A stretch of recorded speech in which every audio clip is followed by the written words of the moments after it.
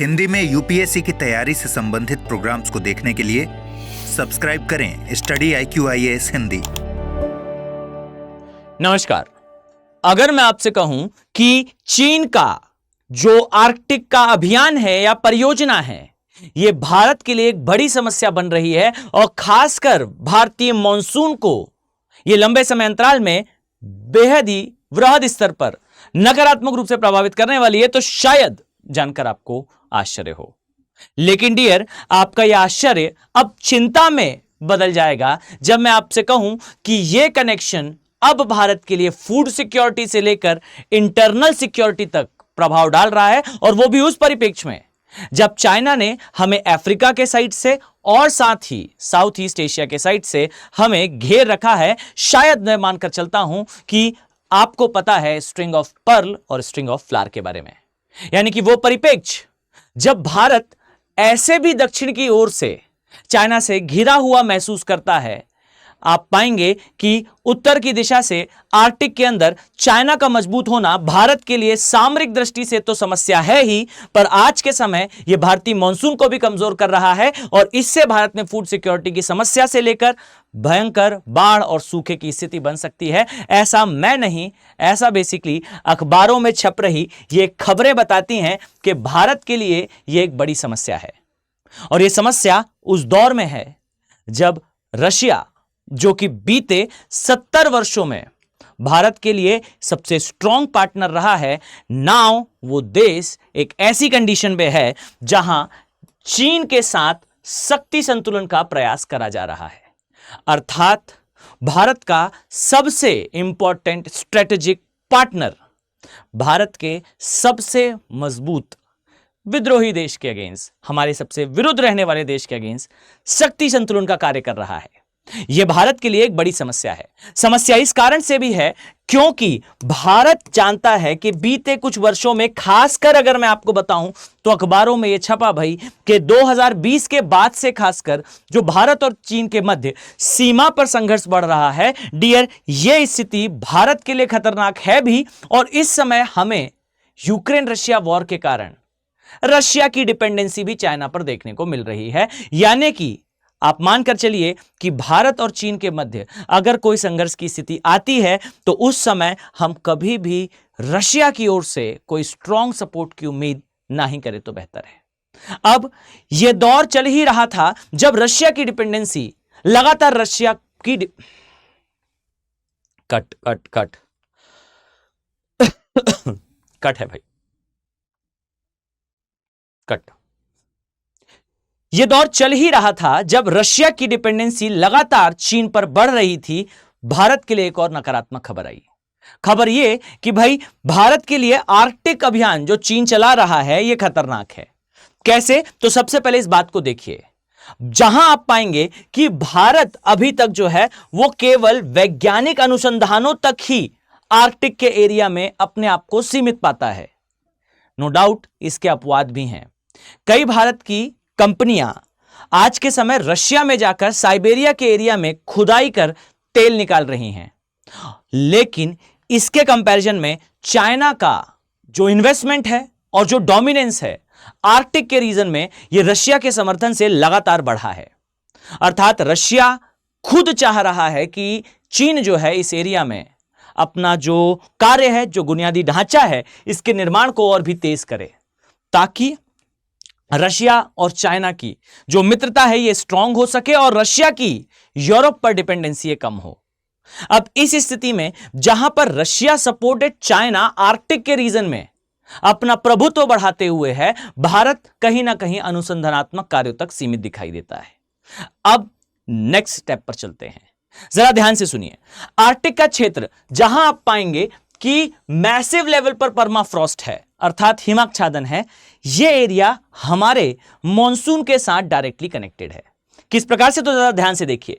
अगर मैं आपसे कहूं कि भारत में जो औसत वार्षिक वर्षा होती है, यानी कि एवरेज एनुअल रेनफॉल होता है, इस रेनफॉल का नियर अबाउट 70% डायरेक्टली बिलोंग करता है मॉनसून से, और यह मॉनसून हमारी कृषि के लिए अति महत्वपूर्ण है। मैं मानकर चलता हूं कि मुझे आपको बताने की आवश्यकता नहीं है कि आज भी भारतीय कृषि डिपेंड पूरी तरह से करती है मॉनसून पर। अर्थात मॉनसून में पड़ने वाला कोई भी नकारात्मक प्रभाव आप पाएंगे कि हमारी कृषि को डायरेक्टली इंपैक्ट करने वाला है। इंडिया की पॉपुलेशन पर सीधा इंपैक्ट आएगा अगर भारतीय मॉनसून कमजोर या फिर विकट होता है। अब जरा इस बात को समझिए कि कैसे आर्कटिक के क्षेत्र में होने वाला यह परिवर्तन हमारे मॉनसून को बिगाड़ सकता है, डिस्टर्ब कर सकता है। आई थिंक आपने अगर आईएएस एग्जाम की तैयारी की है तो आप जानते हैं इस बात को। यह बात है, यह चर्चा है वास्तविकता में टेली कनेक्शन की। अब यह टेली कनेक्शन क्या है, तो याद रखिए कि सागर की सतह में होने वाला कोई भी परिवर्तन पूरे वैश्विक स्तर पर नमी की मात्रा को चेंज करता है। और साथ ही अगर यह कनेक्शन सीधे प्रशांत महासागर से हो तो डियर ये हमें हमारे धरती पर होने वाली वर्षा को सीधा प्रभावित करने वाला घटक दिखाई देता है। आप पाएंगे कि जिस स्थान पर आर्कटिक के एरिया में अभी चाइना अपना इंफ्रास्ट्रक्चर से लेकर अपनी गतिविधियां तेज कर रहा है, इससे कहीं ना कहीं जो एरिया है वहां पे बर्फ के पिघलने की दर बेसिकली बढ़ती या कम होती हुई दिखाई दे सकती है। औसतन अगर मैं कहूं तो यह बर्फ का पिघलना तेज गति से आपको होता हुआ दिखाई देगा। अब ये जो तेज गति से पिघलती हुई बर्फ है, क्या ये बर्फ पिघलने के पश्चात सीधे आसमान में विलुप्त होने वाली है? तो डियर ऐसा नहीं है। वास्तविकता में ये जो बर्फ है, ये जो एरिया है उसके तापमान को प्रभावित करेगी। जहां एक सेट ऑफ साइंटिस्ट या एक स्कूल ऑफ थॉट का यह कहना है कि भाई इस क्षेत्र में बर्फ के पिघलने से जो सागरी सतह है अर्थात जो ओशन सरफेस है, इसका टेम्परेचर कम होगा और टेम्परेचर कम होने से जो वाटर सर्कुलेशन है प्रशांत महासागर में ये डिस्टर्ब होगा। और डिस्टर्ब होने पर आप पाएंगे कि जो क्षेत्र है जहां ऑस्ट्रेलिया में आपको गर्म पानी की जलधारा दिखती है, यह वीक हो सकती है। और ऑस्ट्रेलिया में यदि गर्म पानी की जलधारा वीक होती है तो याद रखिए कि हिंद महासागर में जो लो प्रेशर और हाई प्रेशर क्रिएट होता है, यह डिस्टर्ब हो जाता है। अर्थात अगर प्रशांत महासागर का जल का तापमान कम होता है तो इस कंडीशन में ऑस्ट्रेलिया का गर्म पानी डिस्टर्ब हो जाएगा। और ऑस्ट्रेलिया का गर्म पानी डिस्टर्ब होने से, ऑस्ट्रेलिया की जो वार्म वाटर करंट है डिस्टर्ब होने से हिंद महासागर में आपको लो प्रेशर और हाई प्रेशर के सेंटर्स वीक होते हुए दिखाई देंगे। और यह वीक होना, याद रखिए कि भारत में जो लो प्रेशर बनता है जिस समय हमारा मानसून प्रवेश करता है, इसे वीक कर देगा।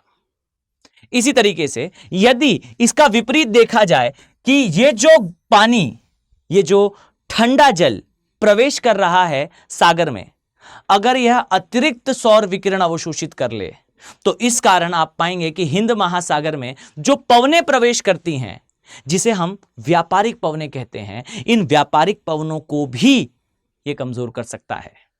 अर्थात आने वाले दशकों में आपको भारतीय महामॉनसून पर दोनों ही प्रकार से प्रभाव एक साथ देखने को मिल सकता है। अर्थात किसी वर्ष विकिरण के अवशोषण के कारण आप पाएंगे, अर्थात जो सोलर रेडिएशन है इसके एब्जॉर्ब करने के कारण आप पाएंगे कि हो सकता है भारतीय मॉनसून बेहद ही कमजोर हो, सूखे की स्थिति निर्मित हो और भारत में रेनफॉल भी कम हो जाए।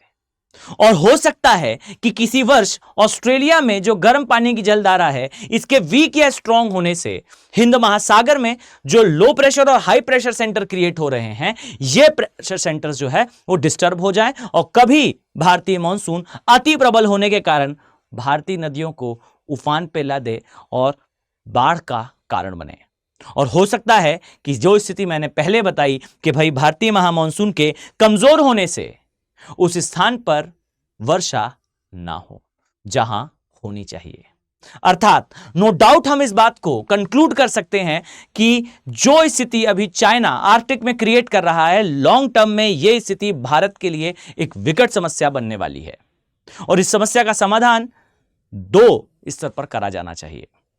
कमेंट सेक्शन में आपकी राय चाहूंगा कि जो एडवाइस मैं देना चाह रहा हूं ये किस हद तक, ये किस सीमा तक आपको लगता है कि इंपॉर्टेंट हो सकती है। यहां पहली चीज होगी कि भारत को अपने आप को रणनीतिक तौर पर अर्थात सामरिक दृष्टि से आर्कटिक में मजबूत करने की आवश्यकता है और नो डाउट बीते वर्षों में भारत ने यह करा भी है। आप कभी एस जयशंकर सर के बयानों को ध्यान से देखिए, आप पाएंगे कि यहां रिमार्केबली इंडिया जो है अपना स्टैंड लेता हुआ दिखाई देगा आर्कटिक के रीजन में। अर्थात आर्कटिक में भारत की आवाज का होना, भारत के स्टैंड्स का होना, यह भारत की दृष्टि से अति महत्वपूर्ण है। और second most important thing is कि हमें कहीं ना कहीं इंटरनेशनल लेवल पर, इंटरनेशनल ऑर्गेनाइजेशन में इस इशू को रेज करना होगा कि डियर, आर्कटिक में होने वाला स्लाइड चेंज भी इंडिया में मैसिव डिस्ट्रक्शन कॉज कर सकता है।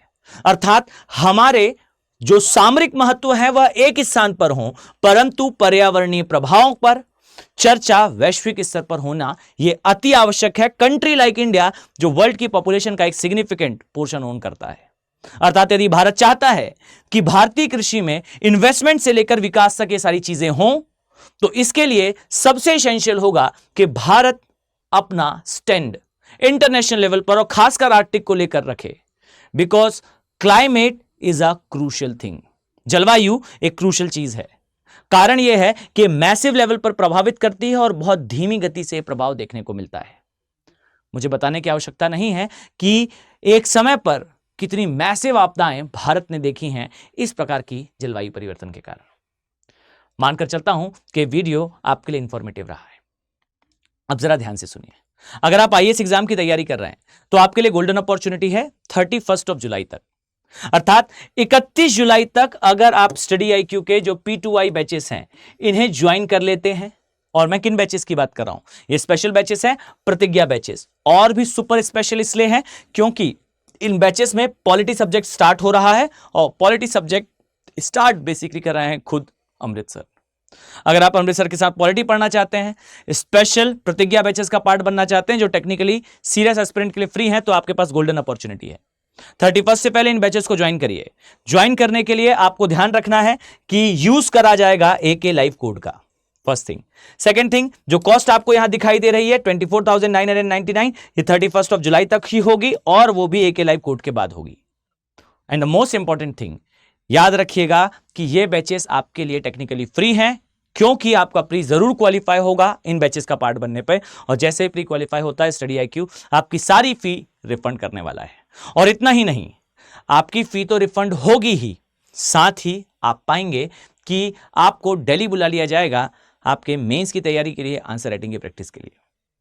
ये सब कुछ 24,999 की वो कॉस्ट जो आपको रिटर्न कर दी जाएगी। और रिटर्न इसलिए भी होगा क्योंकि आप SIP का पार्ट बनेंगे जो इस कोर्स में इंक्लूडेड है। इतना ही नहीं, आपके पास सेपरेट बैचेस अवेलेबल हैं फॉर ज्योग्राफी। अगर आपका ऑप्शनल सब्जेक्ट ज्योग्राफी है और आप तैयारी करना चाहते हैं ज्योग्राफी के साथ, वो भी 300+ मार्क्स की स्ट्रेटेजी के साथ, और एक ऐसा ऑप्शन तैयार करना चाहते हैं जो आपके UPSC के प्री को क्वालिफाई करने की आपको गारंटी दे, तो डियर आपका ये ऑप्शन वेट कर रहा है। मेरे साथ आप इस ऑप्शन की तैयारी कर सकते हैं 31 जुलाई तक 13,499 रुपए की बैर मिनिमम कॉस्ट पे। Same as AK live code का यूज करिए और जो कॉस्ट आपको दिखाई दे रही है इस कॉस्ट से आप इन कोर्सेज को परचेज कीजिए। उम्मीद करता हूं कि आने वाले समय में मैं आप सभी सीरियस IAS एस्पिरेंट को इन बैचेस में देखने वाला हूं। चलिए मिलते हैं नेक्स्ट वीडियो में। Have a very nice day. Thank you. Hindi में UPSC की तैयारी से संबंधित प्रोग्राम्स को देखने के लिए सब्सक्राइब करें स्टडी IQ IAS हिंदी।